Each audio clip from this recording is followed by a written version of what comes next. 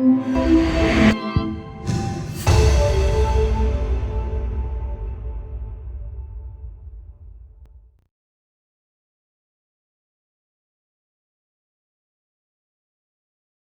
días a todos. Good morning, everyone.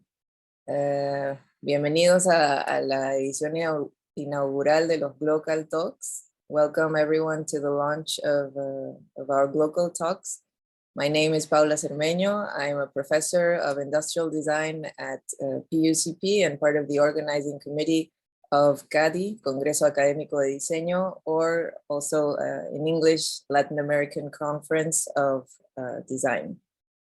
CADi is a conference that integrates design promotion and research in Latin America. Today is the fourth day of our conference, and I'm very happy to be here to launch our first edition of Glocal Talks. The Glocal Talks series, we imagined it for this edition. It's the most recent addition to CADi. The objective of the series is to expand the dialogue concerning multiple phenomena that relate to design in Latin America and its links with different regions across the globe. Today's talks are first Glocal Consumption, Design and Products. Later, we will have Glocal Health, Design and Well-being, and at the end, Glocal for the Future, Design and Societies. And you can find more information at our website, cadi-latam.pucp.edu.pe. So it's a great honor to present to you the moderator and organizer of this year's Glocal Talks, my friend and colleague, Professor Cesar Lucho, director of the Industrial Design Program here at the Art and Design Faculty of PUCP. Cesar Lucho is an MSc with cum laude distinction and honors, graduated from Delft University of Technology, TU Delft, in the Netherlands. He's a member of the Museum Futures Lab at the Faculty of Industrial Design Engineering at TU Delft, collaborating in research focused on museum experiences and design theory and methods in said field. His research interests and experience addresses topics like social robotics, human-robot interaction, user experience, design theory and methods, immersive experiences, cross-cultural design, and relevance theory. He has published and co-authored academic articles worldwide and collaborated in diverse projects related to the mentioned design fields. So without further ado, I welcome Cesar to begin this year's Glocal Talks. Welcome, Cesar. Thank you, Paula. All of the things that you said is always in a good day because yeah, I'm not so sure. So yeah, thank you, Paula, for the introduction. Thank you, everybody, for being here right now, and all the people who are watching us on Facebook. Hi. This is gonna be a more relaxed conversation, also because we know that we are in the morning, in some cases very, very late at night in other parts of the world. And because of that, we want to have a more relaxed approach to this Glocal, because we are seeing this as a more conversational aspect of what does it mean to design something, and what does it mean design in general. So that's why we decided to start with this idea of what does it mean to design something in Latin, or what is design in Latin America, but also how that reflects with what does it mean design for the world. So that's the idea of the Glocals, global plus local. I'm going to start sharing my screen because we are going to start with the first Glocal, which focus around local consumption, design and products. So the main idea behind this Glocal is to think about how developing products have evolved across the history of civilization, from traditional craftsmanship to now AI generative techniques, from tangible expressions to intangible and invisible services and systems around us, from looking at religious motive across artifacts to systemic and experienced approaches towards users. This talk in particular will explore different aspects of what it means to conceptualize, design, and prototype ideas in our contemporary context. Furthermore, we want to talk or discuss perspective and visions about what it means to design something labeled as a contemporary product. I'm going to be the moderator of this Glocal, but also the other two locals that we have in the morning. And I'm going to introduce the great people that are going to join us in this talk. I'm going to start with Eiji Onchi, one of the brightest minds that came up from PUCP.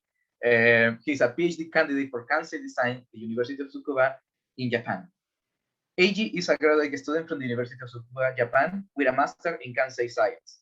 He's also a bachelor's in mechatronic engineer from the Pontifical Catholic University of Peru, our house.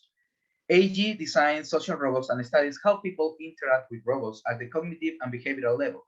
He has a background in neuroscience, behavioral, and brain sciences, and has collaborated as a visiting researcher with research centers like CADi in South Korea and TU Delft in the Netherlands. He also attended to my graduation project, so that's a plus. His hobbies include creating open source APIs and camping. Eiji Onchi is currently a PhD candidate for Kansei Design at the University of Tsukuba, and he has to write his dissertation, his final document, during the coming weeks. I'm going to start introducing the other participants, and then we're going to start talking to with each one of them. Then we have Josip, the explorer. He's now in Peru. It's really, really nice to hear that. Josip Bota is a PhD of technical science from the University of Zagreb in Croatia. He was born in Split in 1982. He's a PhD in graphic technology and design. He teaches multiple courses in graphic design layout, act design, and packaging at the Faculty of Graphic Art, University of Zagreb, the Department of Graphic Design and Imaging. He has published around 21 scientific papers in the field of graphic design and technology. 2009 graduate in graphic design at the Faculty of Graphic Art, University of Zagreb. He started teaching photography at the School of Applied Arts and Design Zagreb and transitioning to teach graphic design. He has held and attended multiple lectures and workshops within Erasmus, COS, and other international mobilities programs. He has also participated in various educational workshops with the purpose of improving scientific and teaching skills, member of the Croatian Ergonomic Society and of the Grand Council of the Independent Science and Higher Education Union. He's a licensed instructor for MVU packaging and display designer suits. And last but not least, for this Glocal talk, we have one of the brightest minds that came out from PUCP in industrial design, Valeria Macalupu.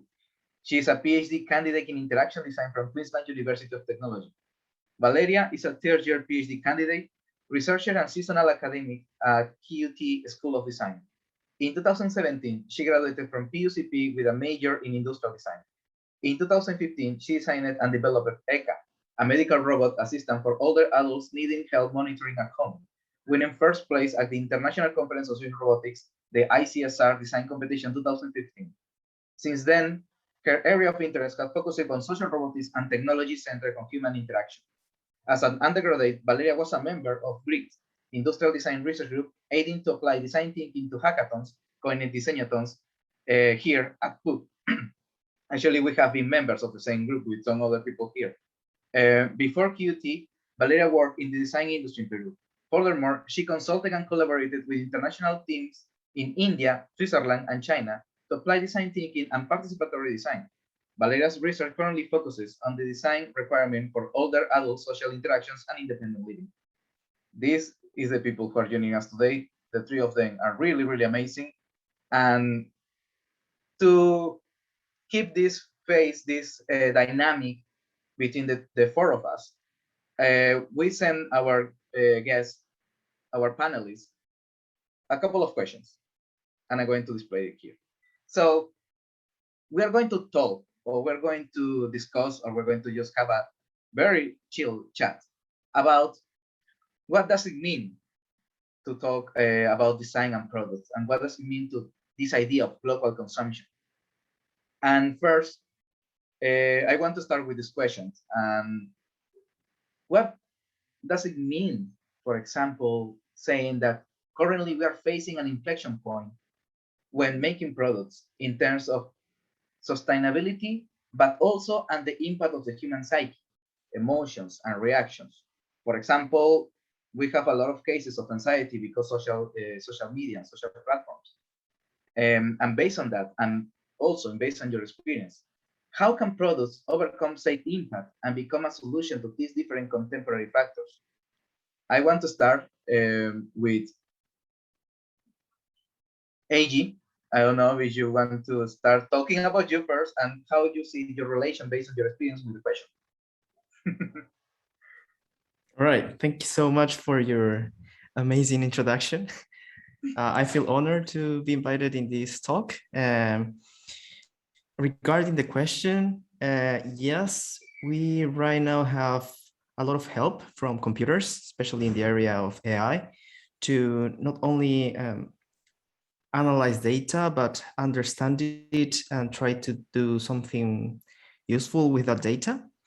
So I would like to start with first, what is AI in this context, and what type of things we can make them useful for our designs. So in basic terms, AI or machine learning is the algorithms behind a computer that tries to find patterns and tries to find hidden connections between different data. Now, the question is what type of data we need and how we can apply this data in a meaningful way.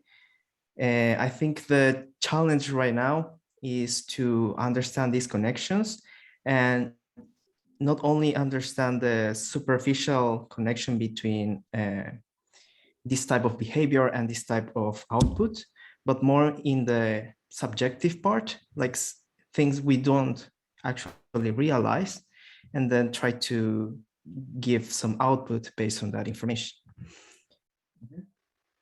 Yeah, that's very interesting because we can see AI from one side as the always this kind of ghost in the shell, and this idea of that evil now somehow evil big brother, to put it in a way, that is Yes. invisible across all now there is technology, and but also can help us to develop what it could be very healthy solutions, how we can deal with, how we can use AI for a good cause.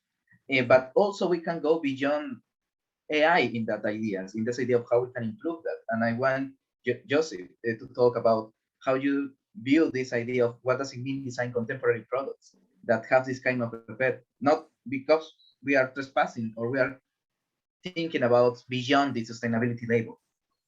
What do you think about that question, for example?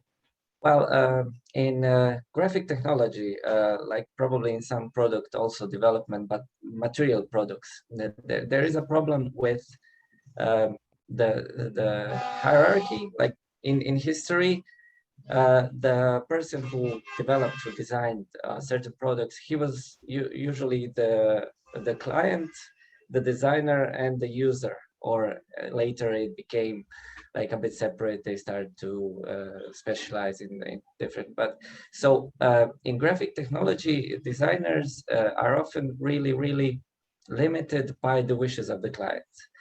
So in the form of sustainability, we have a lot of our we have hands tied. So there's not much development, but development is more through financing with projects, with scientific research, which is not, I think, enough to drive the full potential of developing and designing sustainable products. So that's why I always talk about how the initiation, the motivation has to come from above, like through financing or through banning certain materials to make it more like a to make it problem solution based. So the designers try to find solutions. I think in the area where the developer is also the designer and the client, like in maybe the virtual now in computer area, but also there has to be a lot of teamwork. I think is still much more flexibility to design more new sustainable stuff. So that's my short point of view. That's great. Thank you, Joseph. And yeah, I want to think about this idea of system science products that you brought, but also this idea of hierarchy that can be extended not only to the designer and developer by themselves, but also for others, or also when we think about how we can involve or how we can bring people to work with us. And this is a very interesting scenario in which both the material and the digital, or at least the virtual or the algorithm or the AI can mesh. And in that line, I want to ask Valeria, what do you think about this idea? Because your work actually focuses on collaborating with other people and also developing this type of workshops in which you getting data, not necessarily from technology itself, but from human factors. And what do you think about the idea of, especially at least for you that know in the robotic field, what does it mean to design a robot as a contemporary product in the client? Oh, well, thank you for that, Q. I do gotta agree with Joseph. I'm with you. Like you said, I think that the key for designing contemporary designs or products is to include the end user, as we know, or the stakeholders in the process from the beginning and throughout all the process of designing and researching. Like I said, from the beginning to the end, because the data that stakeholders give, it's just very peculiar and very, how can I say, it's just the key to understand how acceptance, integration of all these technologies, any kind of design proposal, design solutions are going to be accepted in any step of the context or the usage of these products, right? So I think in that sense, sustainability, considering the psyche, the emotions, the social context of these products, the data from the users is very important, because that's the key. That's like the invitation of every solution, being a design-led production or a design or a, sorry, technology-led solution or a design-led solution. That is how it's going to be intervened or introduced into this context. Yeah, thank you. And yeah, based on what the three of you said, I'm thinking a lot of the things that Valeria just add right now. I was thinking of how we can think of design and introducing a product, rather material, full material in terms of even graphical or packaging, to put it as an example, or thinking about this intersection of how these people are going to react in a more cognitive way, to put it in an example, and how people will react in the long term of interaction with this product that I'm designing. Because of course we have this idea of the first glance, that this is first impression, and of course that can generate a certain amount of emotions or certain amount of perspective that, yeah, that also is data for us. But then for you, for the three of you, and you can just, there's not going to be an order to answer this question, but based on this, how you feel that designers should approach in the moment of, okay, I want to design something for today's world, but thinking about the long term and how these people will interact in a couple of days, in a couple of weeks, in a couple of months, even in the future, based on your experience in more technological AI and hybrid in terms of interactions, but also in the material aspect. What do you think about this? You can answer the way it's mixed. Okay, I can go. So one of my exercises I sometimes do with the students is or any types of workshop, to imagine if we're talking about sustainable packaging, to imagine if we developed like a material which is edible, like edible packaging. And everybody was okay. And then we tried to address the problem. So one of the problems would be the user experience, because they perceive packaging as something which is not that clean and not safe to eat. So with further talk, we realized that we already have edible packaging. We have capsules, we have cornets for ice cream, we just buy fruit, buy an apple, wash it, and eat it. It has its own packaging, so it doesn't go sour. So that is a challenge which let's say designers should also address in case of development of that type of material or any other type of material, to communicate that it's safe to use. So in Croatia, there's also was a problem when they switched from glass beer bottles to plastic beer bottles. A beer drinker didn't want to drink beer from a plastic. It was just for juices. So sadly enough, they had a really good campaign, and they presented the new plastic bottles as also being manly and great to drink. So that was using graphic design and communication in a bad way. So I think the future is going to have different challenges if we introduce enough new materials and materials that need that type of psychic change and change in perception of it. Is it safe? Is it sustainable? And so on. So. Yeah, I kind of feel sad for the plastic beer bottles right now. I like that's hurt my car a little. So yeah, but I understand that's a very interesting perspective, like how design is involved into that and in that impact. That's a very interesting approach, Joseph. I think you want to add something in that.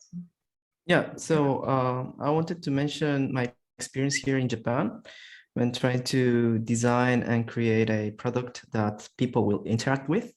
And I think the challenges we'll have in the future are mainly how we are going to shape this interaction.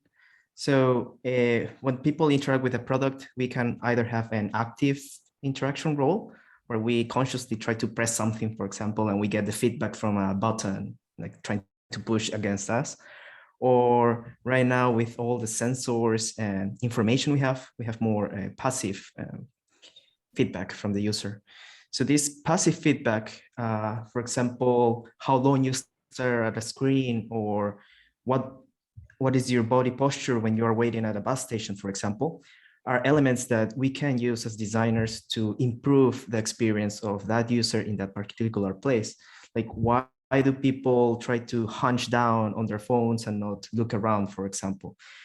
This type of data, we need to understand it. I think computers and AI will help us quite a lot, but the main challenge for designers is how to use these tools, right? And here, knowing, for example, programming helps a lot, but the main thing is try to do some collaboration with people from other areas. So it's not just designing, but trying to collaborate with people from neuroscience, for example, and they can give us a deeper insight of why do people, for example, shake their legs while waiting?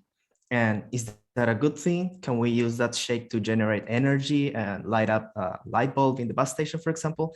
All these elements that it's every day for us, but we can use them to our advantage and to improve our daily lives. Yeah, that sounds great. I was thinking about like, I don't know how we can improve that inside the trains or the buses or the cars, like people shaking legs just in this passive instance, and how that will help to generate energy that you're thinking of, now that you brought this to the table. And yeah, it's a very interesting way to see these elements that now are playing a part on the idea of developing contemporary products. Like, for example, Joseph already speak about ad design and how the campaign, which has to be designed, has this type of impact. on people, and now you're bringing this particular aspect of, okay, what happens when we think around the people and what the people do in terms of how we can improve that, or how we can use the people or use the person to improve their own context. And that's a very interesting approach as well. And in that line, I want to ask Valeria, if you also see a connection between what Joseph or AG are stating in your work or in your experience.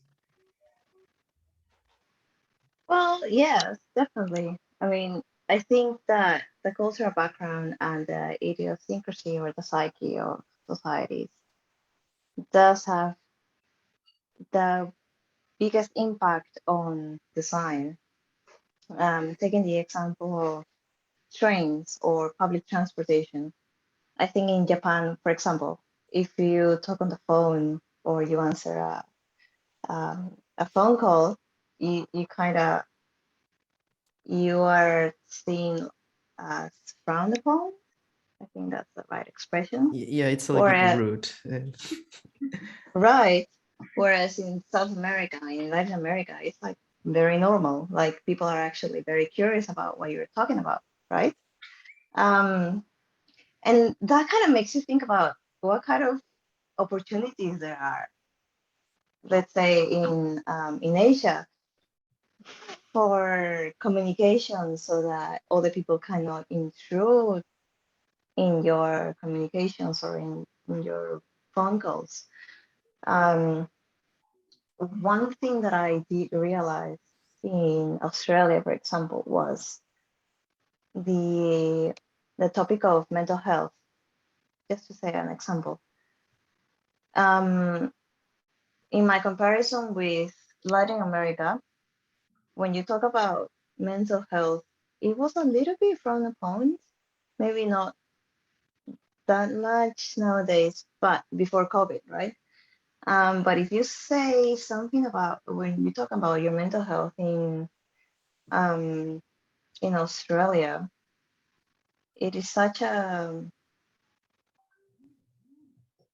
specific topic that everyone can relate to and that everyone respects, that the solutions or the conversation is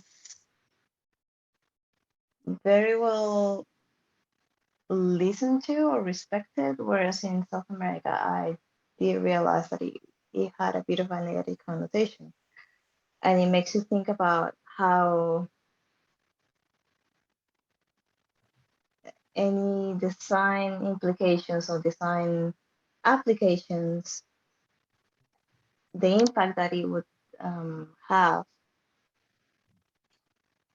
maybe not in this exact context, but it did highlight how the difference of one country or another, the difference in the cultural aspects of the same topic would affect the same topic, right?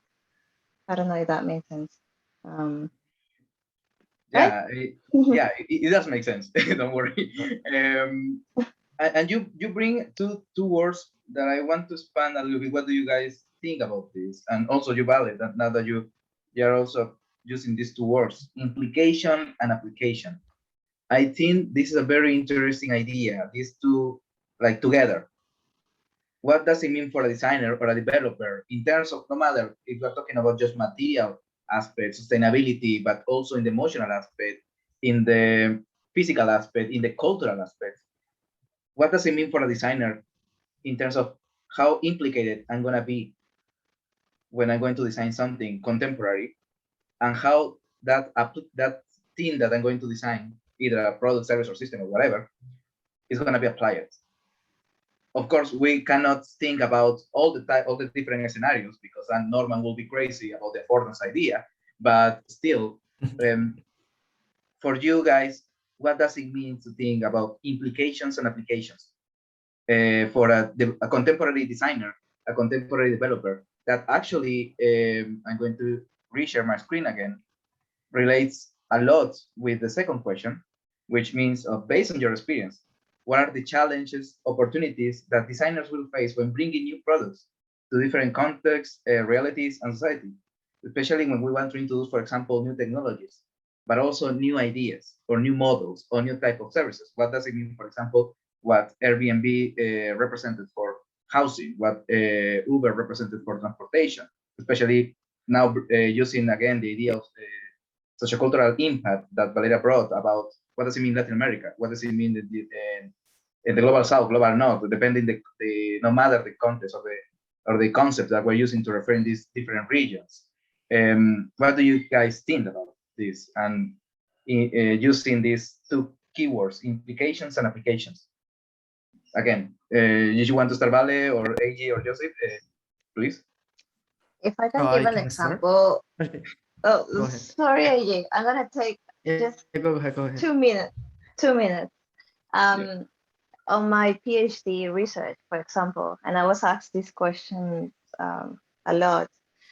So I am focusing on the participatory design, so including older adults as end users, normally seen as end users in the whole process of designing social robots for them and basically finding out what is acceptable as a social robot design, the implications, and what does it take for the future technology to be integrated into their everyday life, right? And I did realize that in the case of older Australians, crafting, DIY, and any creative handwork was such a key activity to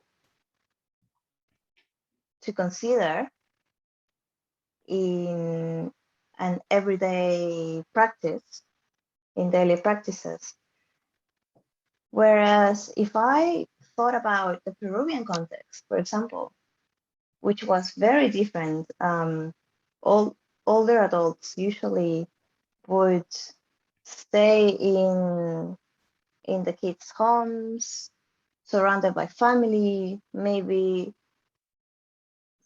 the key activity wouldn't be crafting, it would be perhaps cooking, because we have such a very rich gastronomic culture that I think what I'm trying to say is replicability. It's very important to consider when designing technology or design like technology to different cultures, to different contexts. So what I'm trying to say is that what technology or design-led technology for an Australian context would be very different to a Peruvian context. For an Australian would be crafting, whereas for Peruvians would be probably cooking. Because in the Peruvian context, they would still grow old with the family, with the socializing with family members were compared to other older adult peers, and probably would surround the cooking activities or just reminiscing, which would be a very interesting topic to research. Again, like I said, whereas the Australian context is mostly crafting, is a more independent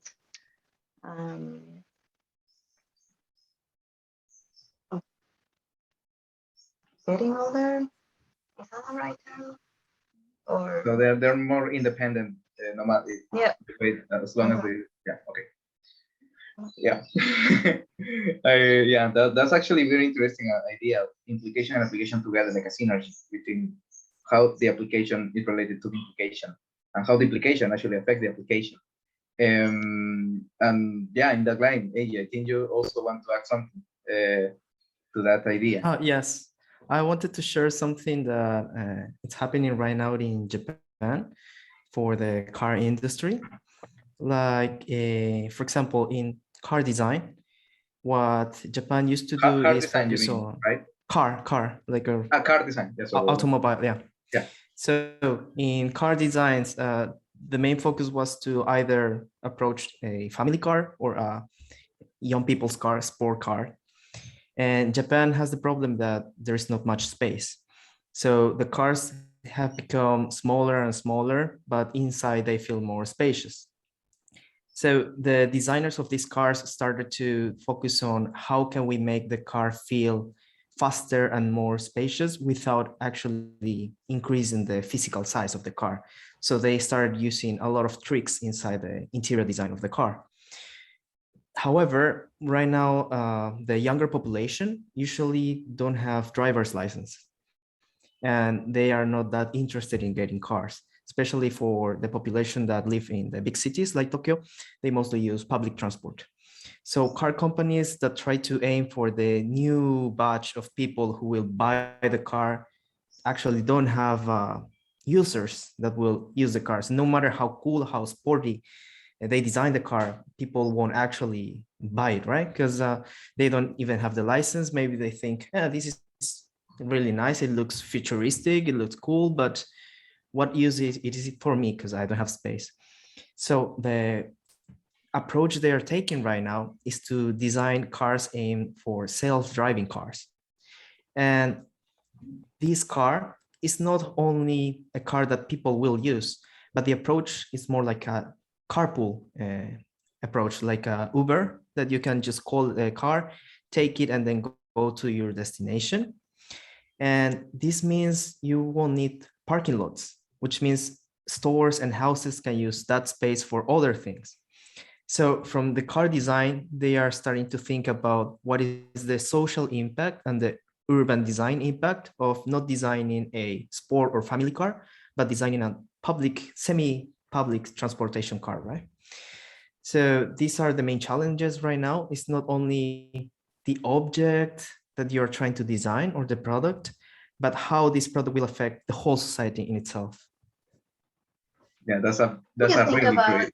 Yeah, vale. Sorry, that's when you think about sustainability, right? And the whole network of that solution as a product or technology-led, design-led product solution, and what are the replications that it has on current solutions. For example, in this case, the current transportation solutions.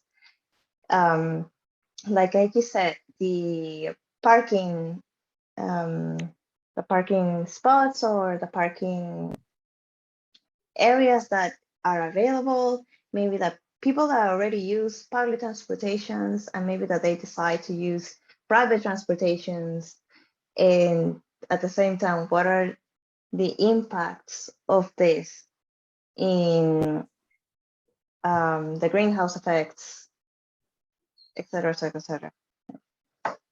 Yeah. Yeah, it's very interesting. Joseph, I think you. Yeah, I wanted to also add something.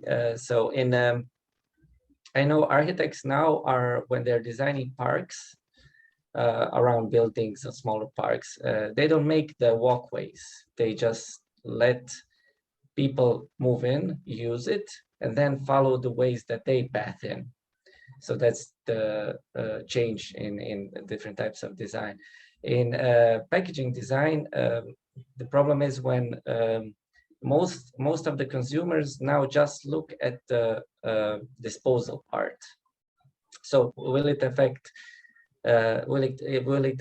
affect the environment when we dispose it, or if it ends up in the outside of a landfill?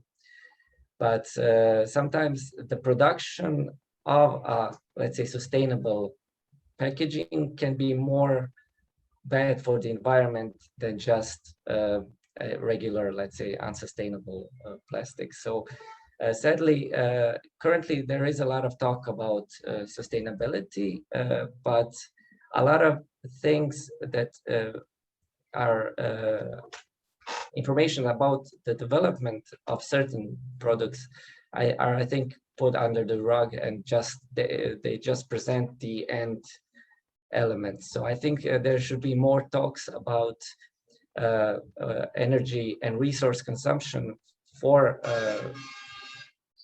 the material that is later sustainable.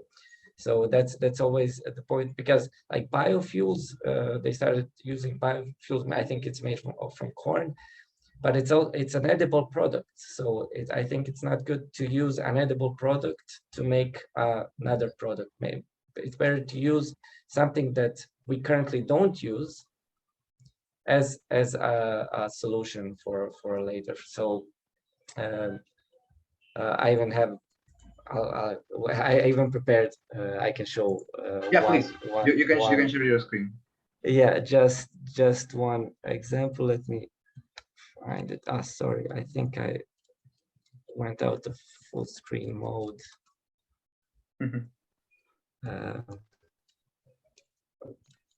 Yeah. Well, you set up. Isn't that crazy that nowadays a designer has to think about, like when everyone proposes a certain design solution, we have to think about all the implications. Yeah. Right. Yeah, it's a crazy that the implication of what does it mean to design something. Yeah. Yeah, but And sometimes the designer, and the designer has to know. So he has to also have the engineering part sometimes, especially like in graphic technology. Graphic designers usually just do the layouts and they don't think about much about the materials. But nowadays they're getting more involved. So this is just one example of like using the resources that they have available, like hay, to make like a packaging just by using heat pressing, which also sterilize the packaging. So I think it should be more in that direction to make even the packaging at the place, so you don't have to do the transport. Transport also uses energy and has a lot of green a lot of gases. So this is a solution, or also in the so this is my example of the packaging, or packaging which is made edible. Oh, sorry. Maybe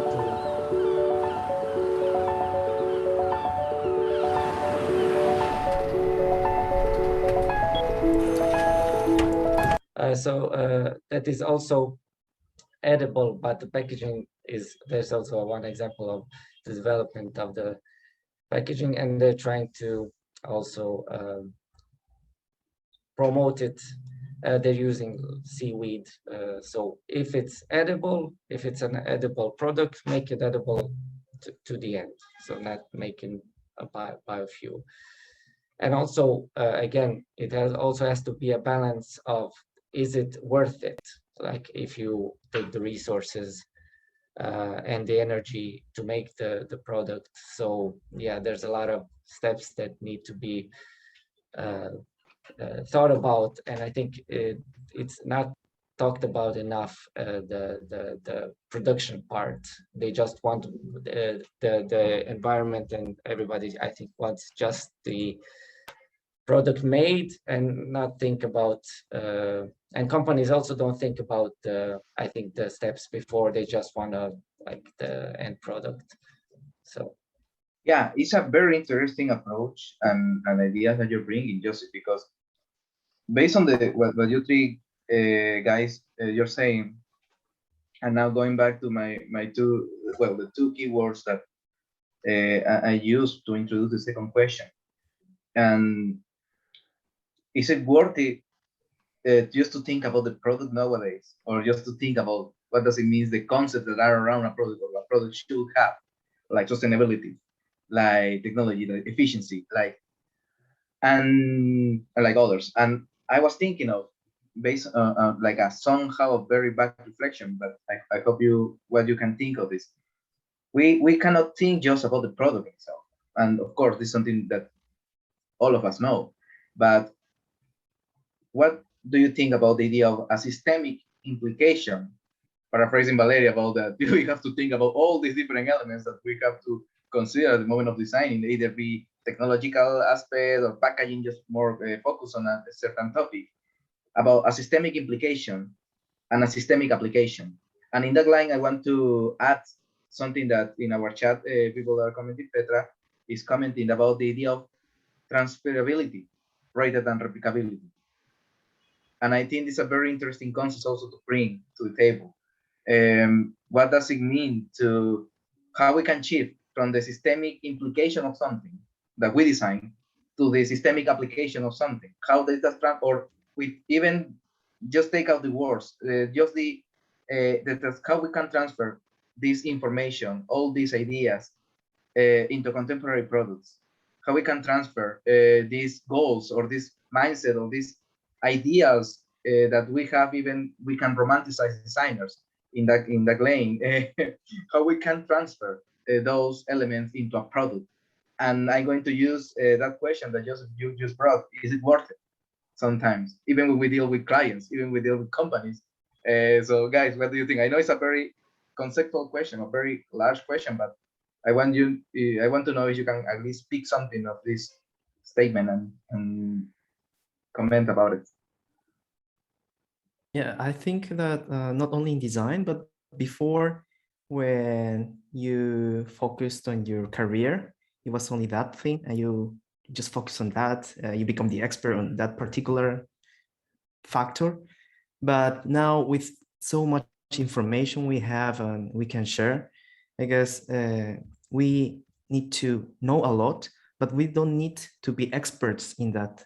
I think it's important to be aware that something exists and then speak with people who are focusing on that area. So trying to share as much information with other people. Don't try to think that I must know everything, but I must be aware of things.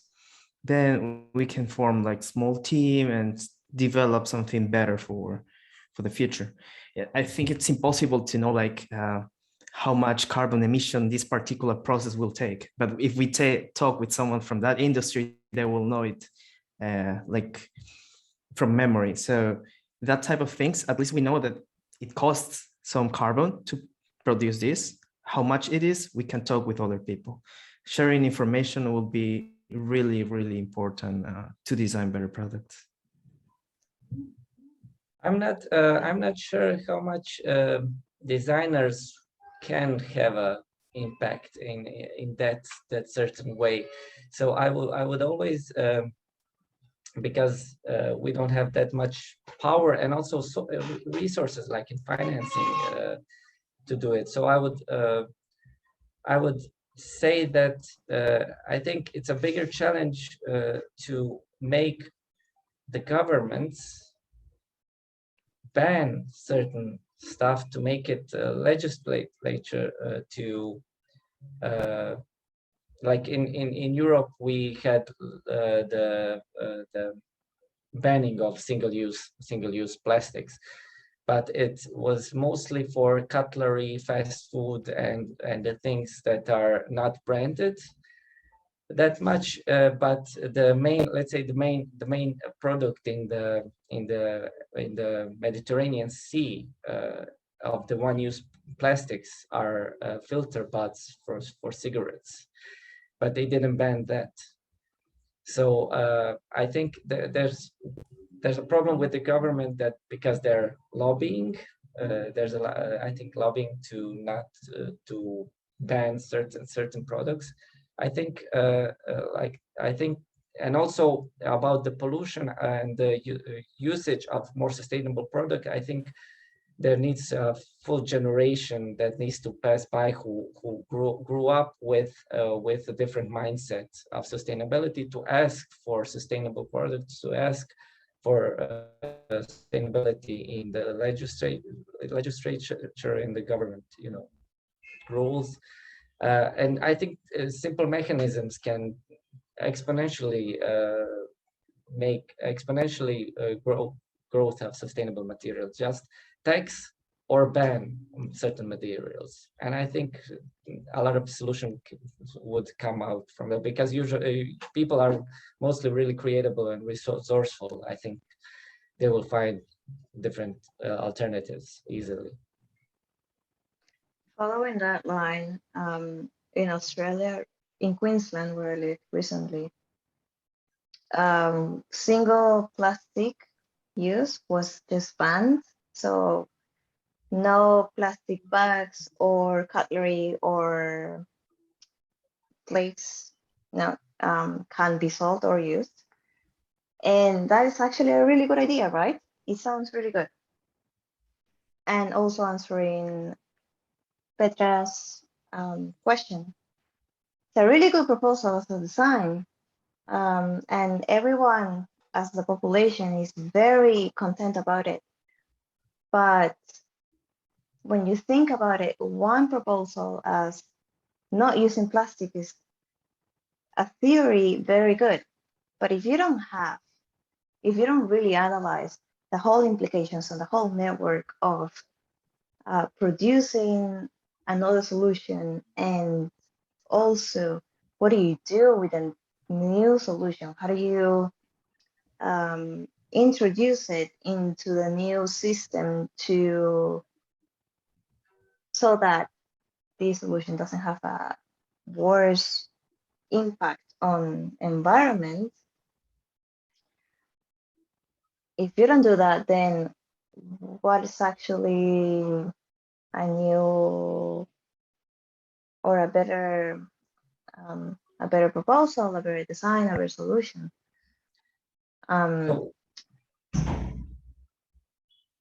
Yeah, sorry, just to close up that idea, what I was trying to say is that you can just eliminate plastic, but if you don't have any new system to recycle plastic or recycle bamboo-based plastic cutlery, then is it really worth? Is it really worth a proposal? As when I was younger, I still remember we didn't have plastic bottles, we had glass bottles, and they would come with the delivery, and the trucks wouldn't go back empty. They would go back with empty bottles for refilling. So, but that also needs energy, needs cleaning, needs chemicals. So we had a bit more sustainable type of industry before, but I think the problem is when the government also didn't think about the impact when they allowed new materials to go into production for food as well. So I totally agree. Like when you ban, you also have to, when you try to introduce new materials, every aspect has to be accounted for, and the disposal, consumer behavior, what will they do later? If the government allowed, like what I saw here a lot in Peru, not enough trash cans. I see all over the nature a lot of garbage everywhere, and I think it's not that much people's fault. I think that's also fault of the government, because they didn't allow enough garbage cans. So again, I'm going back to the ones higher up or the government. I think they need to also, when they ban something, think about all the other aspects, and when they allow new materials, new solutions, to also have the full picture involved. The biggest I problem would there like to is add something there. My experience in Japan, for example, when trying to deal with plastic, is it a good idea to design a new type of plastic, or can we design how society behaves towards plastic? And in that sense, in Japan, for example, we have like 7 to 8 different types of recyclables. We need to separate the trash. So the recycling part starts not on the trash center, but starts at home. And in Japan, there are no trash cans in the streets. Everyone needs to take their trash with them and then go to home, separate everything, wash it, put it in separate bags, and then go to a special bin to separate the trash. So recycling is so much faster because people do it at the individual level. And then what happens with all the trash that you cannot recycle? What they do here in Japan, for example, is go to burning centers, create energy. Some part goes for electricity, some part goes to create like saunas and hot baths. And then the rest becomes like a tiny block that they would use on the streets as filling to create new roads. So it's like a complete closed cycle that starts at home, and then you can see it then on the streets. So maybe the solution could be designing new plastics, or can also be designing a society, how we can shape that behavior. It's also education, isn't it? Like teaching people how to recycle, because you can have all these many solutions, many proposals, but then I've had so many of my students telling me, we want to propose new plastics or new solutions that would replace using plastics in the university, but the trash cans that we got in campus is either plastics or compost, and that's it. But what about other kind of like bottles, clean cans? There's just no solution to recycle them. And we don't know how to recycle these kind of products. So it's a very Imagine, interesting. Yeah, please. no, I was just gonna say, imagine doing that kind of solutions in Peru, where most of the trash cans we got in public spaces anywhere in the city is just to put trash in the trash can, but there is no other kind of recycling solutions. I think it's all rooted in education. Yeah, and I think what you said right now, Valeria, goes very aligned with this other question that we have right now. Is it just about knowing how to recycle, or that there is no system installed? So, and I'm linking this to what you said right now, but also what Joseph said in terms of the government in a more systemic way, but also the application that is more like an execution, like AG just talked just seconds ago. So we can refer that no matter if we're thinking of a product that have a lot of technology, or a product that is just simple cutlery, simple between brackets, of course. We cannot think of everything. That's for sure. We as a designer, we are not a whole entire package. We are not the dream, the entire. We are not a Swiss knife, you know. Like we are not. We can be the jack of all trades, like in other panels, some people said, but knowing that we have to complement that type of tools or abilities or skills that we have, and because of that, we have to start thinking about our different jobs or particular skills that we learn, but also that we have and develop or complement with different fields. And by doing that, we are transitioning into a more systemic view of our job.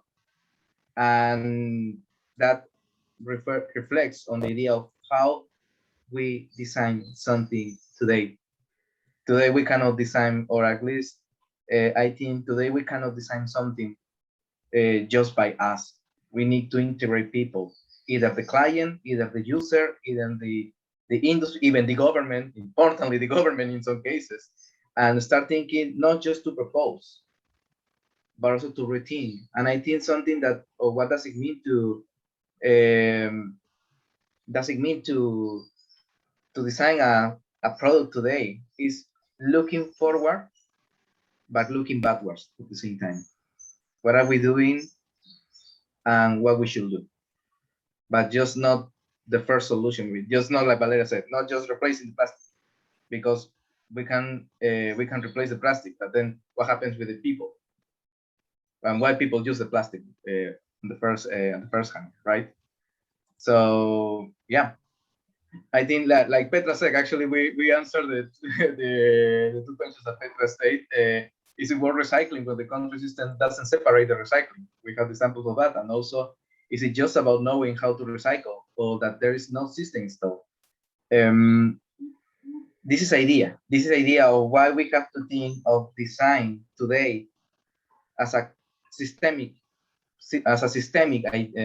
concept, as a systemic approach, or we have to think with a systemic point of view, not because we have to think of all the different elements, but I think we have to think about in which elements of the entire system we're going to get so involved that we have an implication, and how all that different implications are going to be for a product or something that's going to be applicable in the society. I think with this, well, thank you so much, Guy, for this amazing talk. I don't know how I can come up with a reflection, but honestly, I know because it's just by hearing the three of you. And I just want to ask you if you have any final remarks before closing this first Glocal talk. We can start with Josie, then Valeria, and finally Eiji. So I think you summed it up really well. I totally agree. Have nothing to add. Like, it's a systemic solution, and that needs to be start worked at all the different aspects, levels, and every part. And also there's a big part of the community, but I think a little bit more responsibility to the developers, to the producers, and to the governments, because I think a little too much is now on the consumers to sort the packaging that, again, the government doesn't recycle. So in Croatia we have that strange solution. We have separating, but still they don't recycle it very well. So yeah, that's my last remark. Thank you. Vale, final remarks. I think it might be a little bit frustrating to think about how we have to make this solutions for everyone. So the government, the people, just everyone, to make such a design impact. But the rewards would be quite amazing. I do agree with what Joseph just said. It's a bit impossible to just think about all of these factors, but the great solutions of a designer, the great impact of a designer will be to consider all the stakeholders that are involved in the context of a design solution or design problem or a design issue. Sorry. It's not impossible, definitely. It would make the designer's problem a little bit, or the designer's job a little bit more difficult. But if we could, I think I'm very, I'm very convinced that if we do complicate ourselves as designers, engineers, or whoever wants to bring these solutions into factible, feasible, tangible solutions, then so that the community and the stakeholders in general can enjoy the product, the benefits, then I think it's worth it. Thank you, Vale. And I went very poetic, sorry. no, that's good. Actually, that's great. Adds a lot to the envisioning the idea of what does it mean to design something, what does it mean to consume something today. And yeah, Eiji.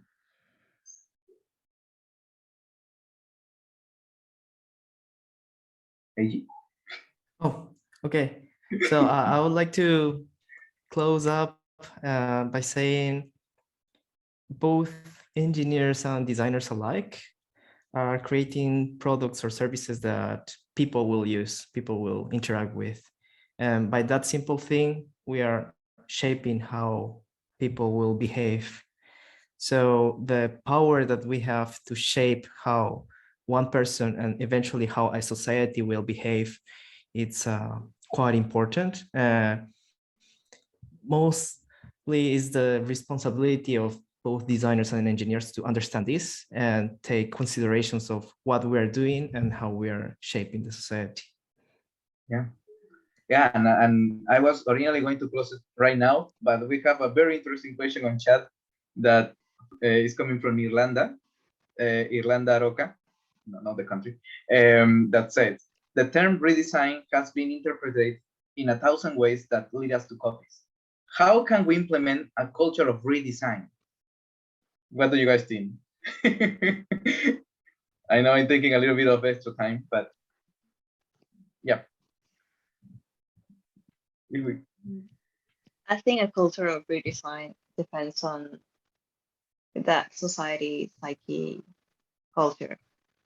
How does each society interprets redesign?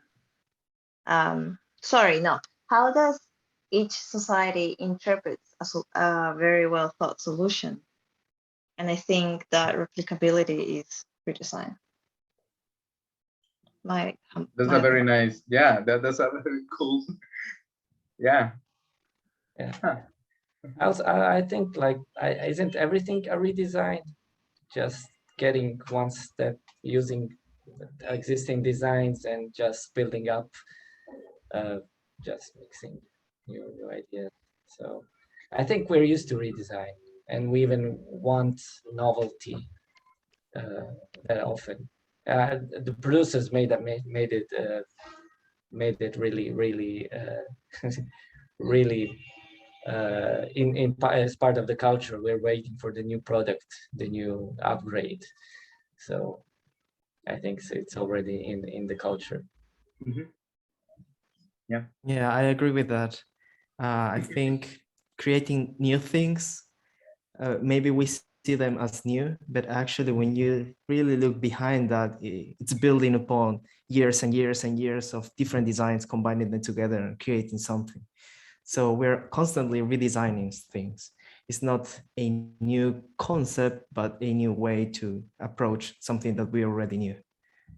So maybe we can sum up that is how we can make more explicit this reality of redesign and redesigning it even. So yeah, that's a very interesting topic that we can use for our future talks. I want to thank you, Joseph, AG, and Valeria for being here in our first Glocal talk. We are just 6 minutes away from our second Glocal, which is gonna be about well-being, a little bit bigger than health, just to put it in a way. And we are going to be, we're going to have two great panelists in a couple of minutes, Petra Salari and Emmanuel Chiquilis. So yeah, thank you so much for being here again to our panelists. It was a really nice talk, and looking forward to hear you about you and your work in the future. Thank you so much. Thank you for your invitation. Thank you so much for inviting us.